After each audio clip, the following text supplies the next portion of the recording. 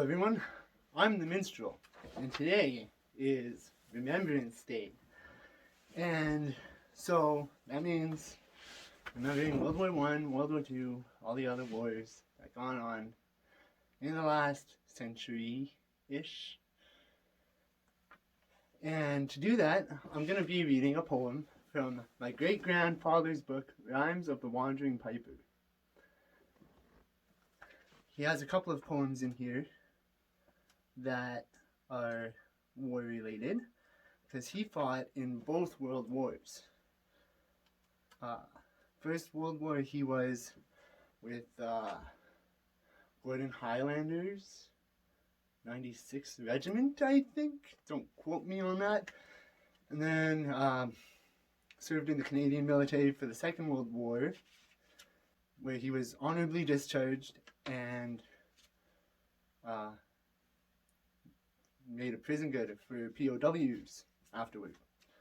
I'm looking for the specific one.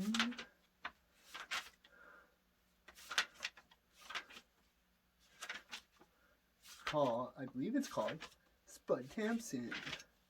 Spud Tamson, here we go. Okay, he wrote this in 1915. At least that's the date that's on it. Spud Tamson came to Canada in 1908 or 9 and settled on a homestead near Montana's boundary line. There he tried to make a living by the sweat upon his brow, as he broke his first 10 acres with 2 oxen and a plow. After 5 long years of farming and the going, it was tough. The 1914 crop, it failed, so Spud had had enough. He could hear a bugle blowing. It sounded from afar. Said he, "I'll join the army now. There's going to be a war. I will don a kilt or tartan.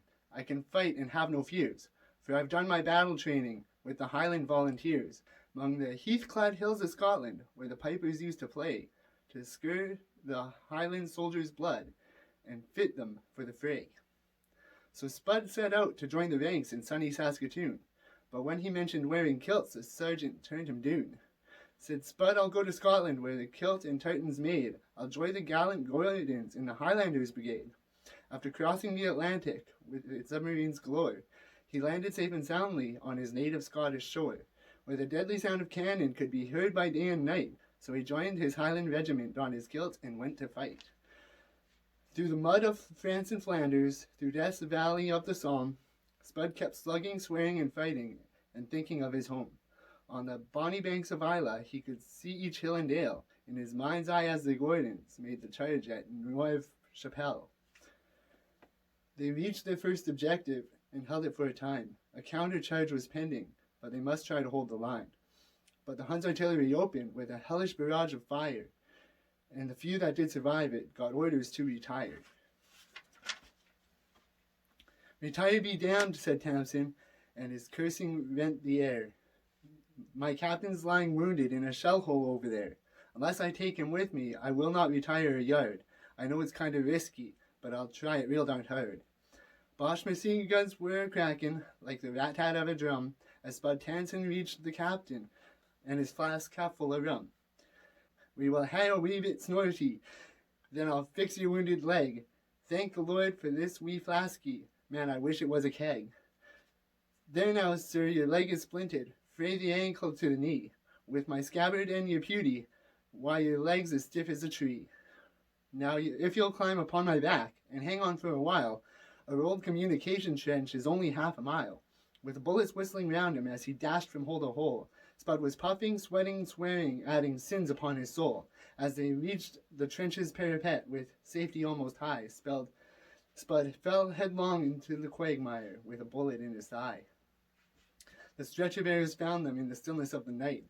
As they searched the field of battle by the pale moon's ghastly light, the captain said, "Take Tamson down and then come back for me. He's exhausted and unconscious. I'm all right, as you can see." To the nearest dressing station, Spud was moved with speed and skill. Then to hospital in Blighty, right to Glasgow's Mary Hill.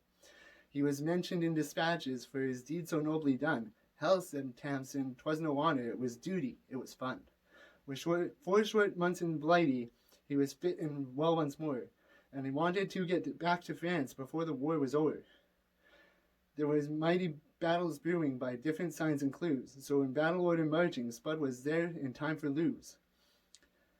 Back with his old battalion, many a change had taken place, for Spud could well recall the time he knew each form and face. Now it seemed they were all strangers, but their hearts were true as steel.